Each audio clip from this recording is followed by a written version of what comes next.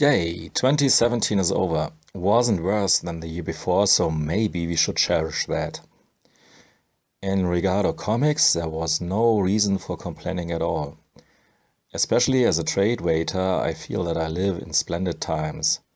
There's so much of old and more recent comics available in decent, up to awesome collected editions like never before. Anyhow, 2017 dumped a mother-loving load of books on my shelves. It's again not possible to contain all the goodness in only one top 10 list, so I'll do 4 of them. Like in the last year and years, I'll mix collected editions of old and new comics and graphic novels, hard and soft covers, but leaving out artist editions and pure art books. The only criteria is that the comic book trade collection, graphic novel, soft or hardcover something has to be published 2017.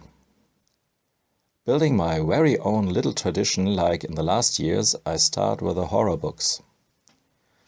My 10th favorite horror comic publication of 2017 is Rich Tommaso's She-Wolf.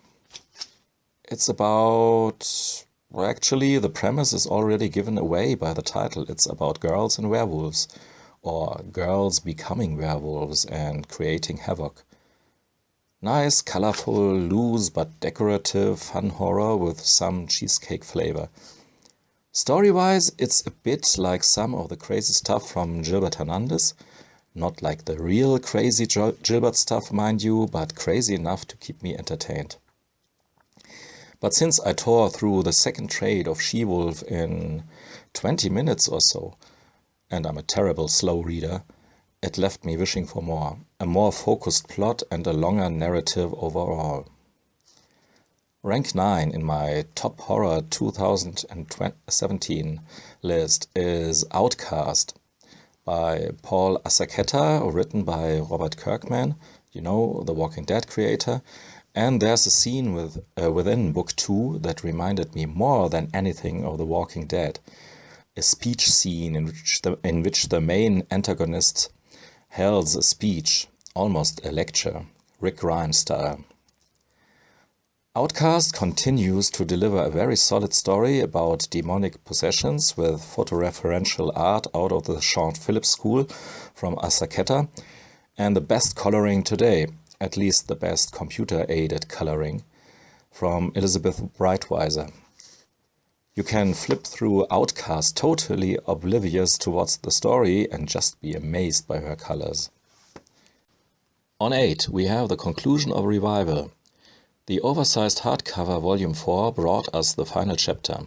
It's about a zombie outbreak in rural Wisconsin, with the twist that the zombies aren't mindless creatures but live revived amongst the rurals.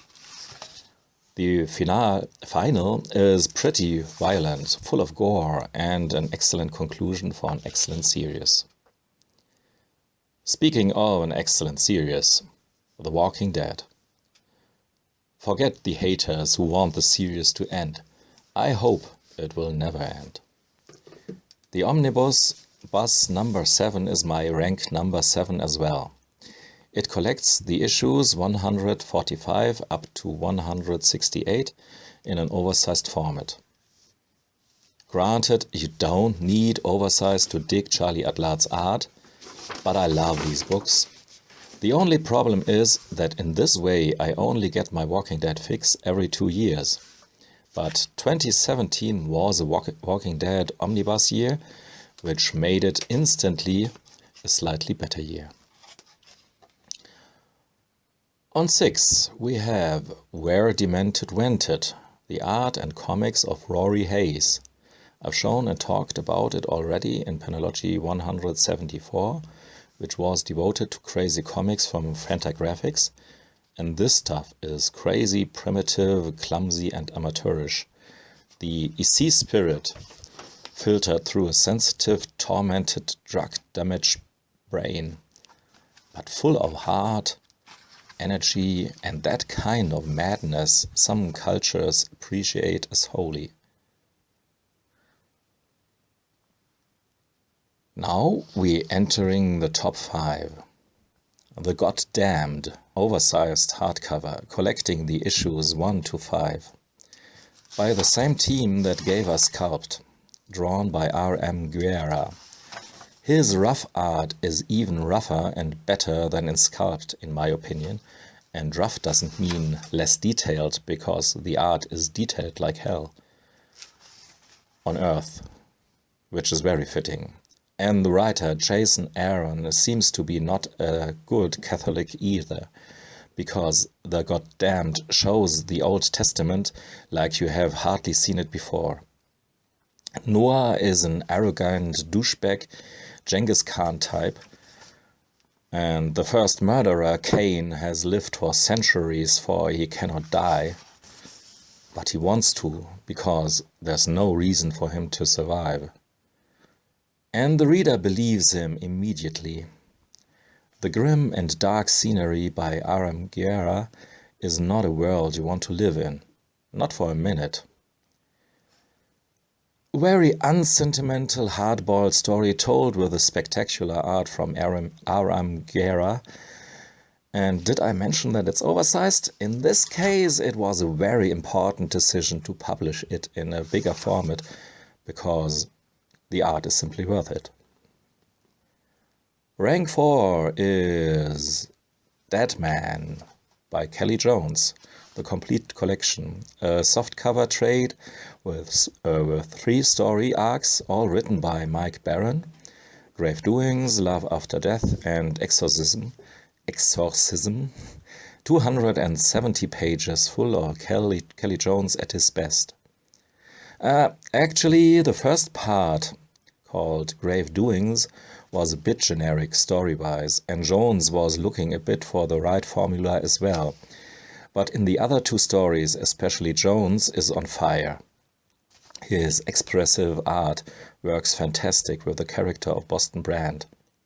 While Neil Adams portrayed him much more like a stylish superhero, in Kelly Jones' version he's a disturbed ghost, a psychological challenged man on the edge between existence and non-existence. This collection is great. Granted, you can dig the exaggerations and stylisms of Kelly Jones. On 3, we have The Goon, Library Edition Volume 5, the conclusion of the series. Even though Eric Powell has left a back door open for future episodes, I guess, or rather I hope.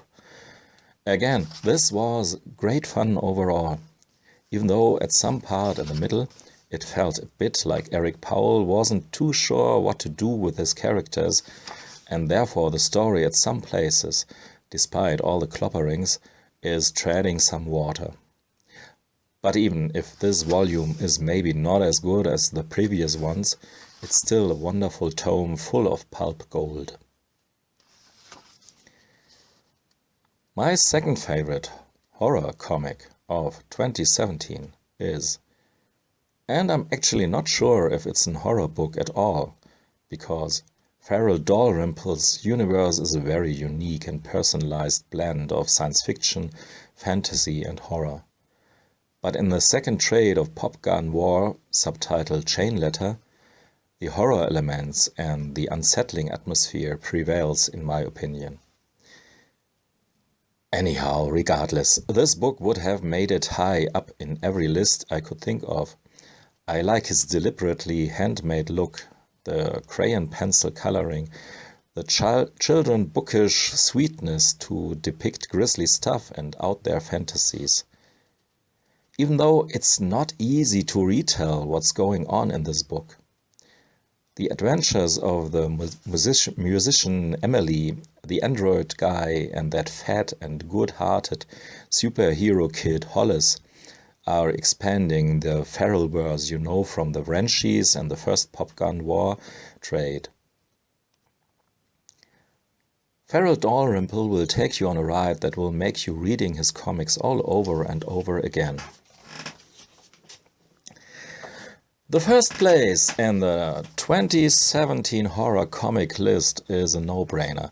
It could not be another book than the last volume in the formidable, brilliant, wonderful library edition series of Hellboy. Hellboy in Hell, drawn and written by Mike the Man Mignola himself. I can see why the Hellboy in Hell floppies flew somehow under the radar. Out of the context of the longer narrative and in the smaller format, Mignola's conclusion can't have the impact which it certainly has in this edition. We can witness how Hellboy, our big brother whom we all wanted to have but never had, rocks the underworld. Or rather faces his destiny down there. In his incomparable stoical way, throwing laconical and sarcastical one-liners. And Mignola is all by himself here, where he can map out hell and pandemonium, the capital of hell. In his own words, just the good stuff. The story is more than a bit elliptical. The meanings of some details will maybe always stay a secret of Mignola's unconsciousness, but that's fine. A hell that you could comprehend wouldn't be really hell anymore, would it? Or as Hellboy himself puts it in his distinctive manner, I thought it would all be simpler once I was dead, but it didn't turn out that way. Thanks for listening and watching. Goodbye.